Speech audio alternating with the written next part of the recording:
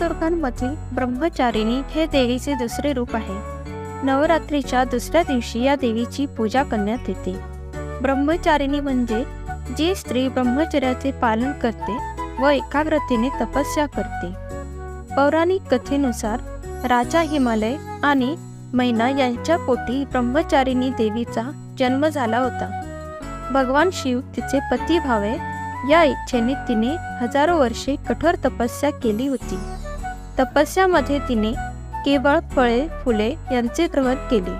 शेवटी फळे फुलेही मिळत नसल्याने केवळ बेलाच्या पानांचे ग्रहण केले आणि शेवटी बेलाची पानेही खाणे सोडले. म्हणून तिचे नाव अपर्णा असे प्रचलित झाले. या तिच्या कठोर तपस्येमुळे त्रिलोकात देवीची प्रशंसा होऊ लागली.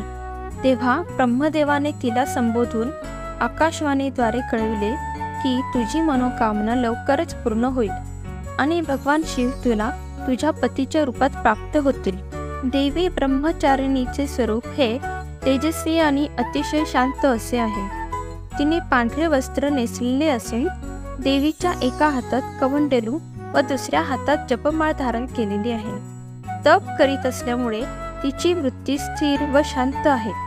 विशिष्ट असे कोणतेही वाहन नाही किंवा अस्त्रशस्त्रही नाही. देवी ब्रह्मचारिणीच्या पूजेमध्ये स्वच्छता आणि पवित्रता पाळणे अतिशय महत्त्वाचे आहे.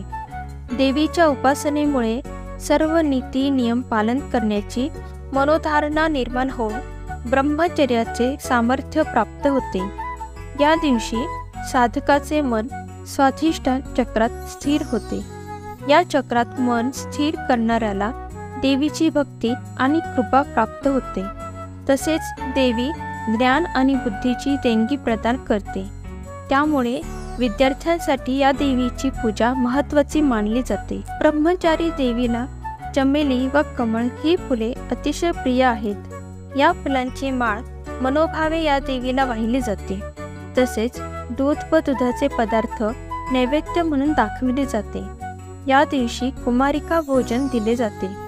विशेषतः ज्या कुमारिकांचे लग्न ठरले आहे परंतु अजून झालेले नाही अशा कुमारिकांना बोलावून त्यांची पूजा करून भोजन घातले जाते.